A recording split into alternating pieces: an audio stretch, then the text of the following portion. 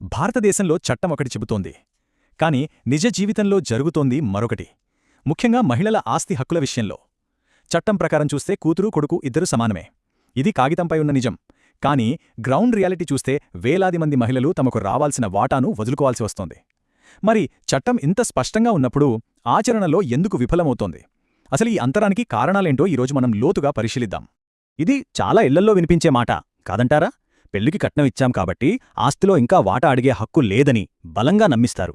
కాని ఇక్కడొక విషయం మనం స్పష్టంగా గుర్తుపెట్టుకోవాలి. చట్టప్రకారం కట్నానికి వారసత్వానికి అస్సలు సంబంధం లేదు. ఇది కేవలం హక్కునడిగే అవకాశం కూడా ఇవ్వకుండా ఎమోషనల్గా లొంగదీసుకునే ఒక ప్రయత్నం అంతే. ఇప్పుడు అసలు ప్రశ్నకొద్దాం. ఒకవైపు చట్టం ఇంత బలంగా సమాన హక్కులిచ్చిందంటున్నాం, మరోవైపు మహిళలు ఆ హక్కులని వదులుకోవాల్సిన పరిస్థితి ఎందుకొస్తోంది? ఈ సమస్యను అర్థం చేసుకోవాలంటే మనం చట్టం దగ్గర్నుంచి సమాజం వరకు ప్రతి అంశాన్ని విడదీసి చూడాలి. సరే, ముందుగా మన చట్టాలు మహిళలకిచ్చిన ఆ బలమైన పునాది ఏంతో చూద్దాం. ఎందుకంటే కాగితం మీద వారి వారసత్వ హక్కులు చాలా బలంగా, స్పష్టంగా ఉన్నాయి. హిందూ వారసత్వ చట్టం చాలా క్లియర్గా చెప్తోంది, ఆస్తి హక్కుల విషయంలో కూతురు కొడుకు కన్నా ఏమాత్రం తక్కువ కాదు. అది తండ్రి కష్టపడి సంపాదించిన ఆస్తి అయినా సరే, లేదా తరతరాలుగా వస్తున్న పూర్వీకుల ఆస్తి అయినా సరే, ఇద్దరికీ సమాన హక్కు ఉంటుంది. ఇదే మన చట్టమిస్తున్న తిరుగులేని హామీ. అయితే ఈ హక్కులు ఒక్క రాత్రిలో రాలేదు. దీని వెనక కొన్ని దశాబ్దాల ప్రయాణం ఉంది. 1956లో వచ్చిన చట్టం ఒక మంచి ప్రారంభం. కాని అసలైన గేమ్ చేంజర్ 2005లో వచ్చిన సవరణ. ఇది కుమార్తెలకు పూర్వీకుల ఆస్తిలో పుట్టుకతోనే హక్కునిచ్చింది. ఇక 2020లో సుప్రీంకోర్టు ఒక చారిత్రాత్మక తీర్పుతో మిగిలిన సందేహాలన్నింటినీ తొలగించి ఈ హక్కులను మరింత పటిష్టం చేసింది. సరిగ్గా ఇక్కడే కోపార్సనర్ అనే పదం చాలా కీలకం. వినడానికి కొంచెం పెద్దగా ఉన్నా దీని అర్థం చాలా సింపుల్. కోపార్సనర్ అంటే పూర్వీకుల ఆస్తిలో పుట్టుకతోనే హక్కు ఉన్న వ్యక్తి. 2005 సవరణకు ముందు ఈ హక్కు కేవలం కొడుకులకే ఉండేది. కాని ఆ తర్వాత కుమార్తెలు కూడా కొడుకులతో సమానంగా కోపార్సనర్లయ్యారు. అంటే వాళ్లు కూడా ధైర్యంగా తమ వాటాను డిమాండ్ చేయవచ్చు. చట్టం ఇంత పక్కాగా ఉన్నప్పుడు మరి సమస్య ఎక్కడొస్తుంది? కాగితంపై ఉన్న ఈ ఆదర్శ ప్రపంచం నుండి బయటకొద్దాం. వాస్తవంలో వేలాది మంది మహిళలు ఎదుర్కొంటున్న కఠినమైన సవాళ్లేంతో చూద్దాం. ఈ సమస్య ఎంత వ్యక్తిగతమైనదో, ఎంత బాధాకరమైనదో అర్థం కావాలంటే 45 ఏళ్ల పూజా ఖేరా కథ గురించి తెలుసుకోవాలి. ఆమె తన తండ్రి ఆస్తిలో తనకు చట్టబద్ధంగా రావాల్సిన వాటా అడిగింది. అందుకు ఆమె సొంత తల్లి, సోదరుడే ఆమెను దూరం పెట్టారు. ఇది ఒక్క పూజా కథ మాత్రమే కాదు, మన చుట్టూ ఉన్న ఎందరో మహిళల వ్యధకు ప్రతిరూపం. చూడండి, ఈ ఒక్క మాటలో ఎంత వేదనుందో. తన హక్కు కోసం నిలబడినందుకు సొంత ఇల్లే పరాయిదైపోయింది. తన ఊరికి వెళ్లి హోటల్లో ఉండాల్సిన పరిస్థితి వచ్చింది. హక్కుల కోసం చేసే పోరాటంలో ఇలాంటి మానసిక వేదనను అనుభవించాల్సి వస్తుంది చాలాసార్లు. అసలు ఎందుకు ఇలా జరుగుతోంది? చట్టమిచ్చిన హక్కును ఈ సమాజం ఎందుకు గౌరవించడం లేదు? దీని వెనక చాలా లోతుగా పాతుకుపోయిన కొన్ని సామాజిక కారణాలు, ఒత్తిళ్లు ఉన్నాయి. వాటిని విడమర్చి చూద్దాం. మహిళల గొంతు నొక్కడానికి కొన్ని ఎమోషనల్ అస్త్రాలను ప్రయోగిస్తారు. డబ్బు కోసం అన్నదమ్ముల మధ్య గొడవలు పెడతావా? మా పరువు తీయకు, అమ్మానాన్నలను చూసుకునేది అన్నయ్యే కదా, నీకెందుకు వాటా? ఇలాంటి మాటలతో మానసికంగా బలహీనపడిచే ప్రయత్నం చేస్తారు. ఇవి వాదనలు కావు, హక్కులను కాలరాయడానికి వాడే ఎమోషనల్ బ్లాక్మెయిల్ టెక్నిక్స్.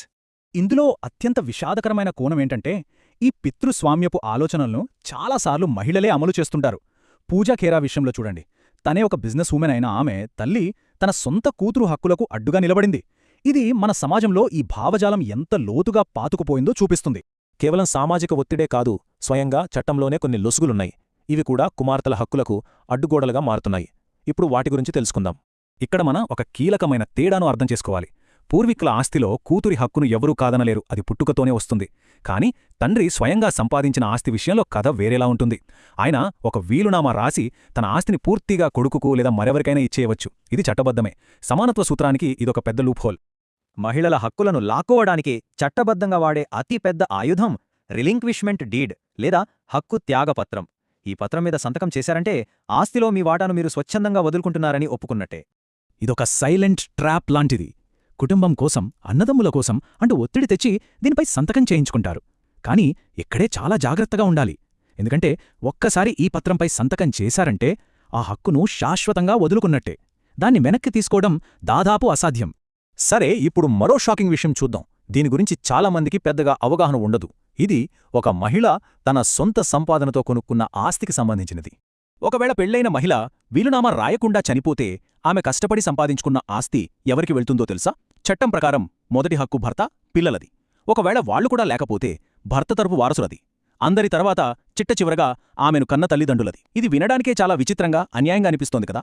అయితే ఇన్ని అడ్డంకులు, లొసుగులు ఉన్నాయని నిరాశపడాల్సిన పని లేదు. ఎందుకంటే పరిష్కార మార్గాలు కూడా ఉన్నాయి.